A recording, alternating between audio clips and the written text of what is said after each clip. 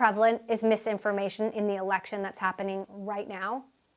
So misinformation, which is misleading or confusing information shared by accident, is somewhat prevalent. But what we've seen in the months leading up to the election, really nonstop, is disinformation. So false or misleading information that's intentionally put into voters' feeds to confuse them, to sow doubt in advance. So when election day comes, they already have these preceded false narratives in their heads, and they're expecting activity to happen that will confirm those narratives for them.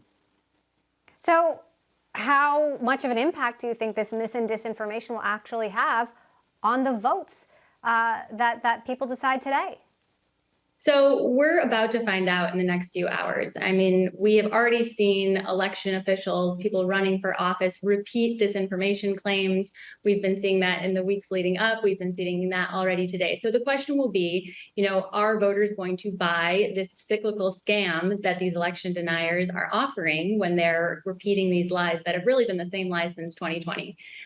We hope, that voters are able to cast their ballot and there are no challenges. We've seen things be safe at the polls so far. So hopefully these election deniers and these people feeding these narratives won't have their way, but we'll see. Time will tell. So there are so many conspiracy theories out there that we don't want to amplify here, but what can we regular people do to mitigate mis or disinformation? Sure. So one thing that everybody can do is slow down. We all passively scroll through our feeds, and it can be easy to share something quickly without checking the source. We can all slow down. Also, people think sometimes that if they want to refute something or say, hey, this is wild, or hey, this isn't true, that they should reshare it. But actually, they shouldn't. They shouldn't reshare or give more amplification to the false post. And journalists really have this bad habit too. They're trying to share breaking news. They can slow down and wait till all the facts are collected, or just post the true information instead of resharing what's false.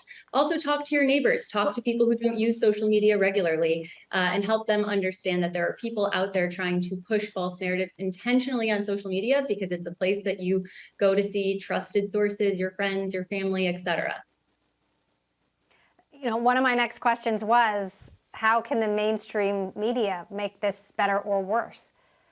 Yes, well, I think that the mainstream media has a tough job. They're trying to provide breaking news, relevant information, but unfortunately, with how fast things move on social media, it means that often they're taking things out of context. So we've already seen today, journalists resharing things that if they hadn't shared it, those narratives would have stayed in fringe spaces. They wouldn't have been exposed to the mainstream public. So journalists have a duty to be a little bit more responsible and remember that Twitter is not a place where the majority of Americans are spending their time.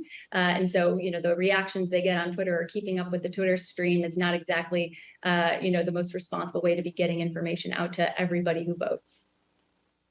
Well, speaking of that, I'm curious what you make of Elon Musk's approach at Twitter thus far. The right to free speech is one thing. The right to algorithmic amplification of free speech is another thing.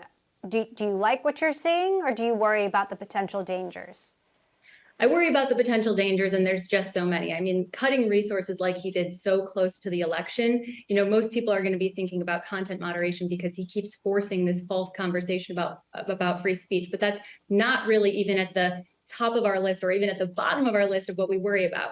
We worry about how when trust and safety teams are cut, we don't have the staff on hand, the platforms don't have the staff on hand to respond to the threats that we're seeing, to respond to law enforcement subpoenas, to try to get the information of where someone's posting from if they're posting an active threat. The back and forth on free speech is a distraction from what we know these platforms are focused on, which is growth.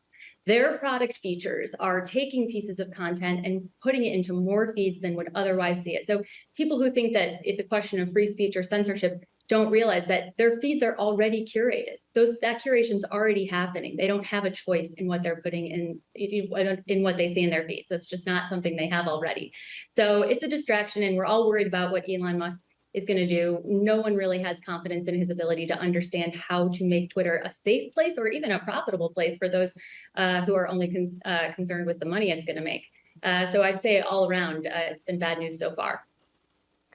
So look, these are problems that are going to persist even when the election is over. What happens over the next couple of weeks? How do you expect misinformation, disinformation to weigh on our digestion of these results?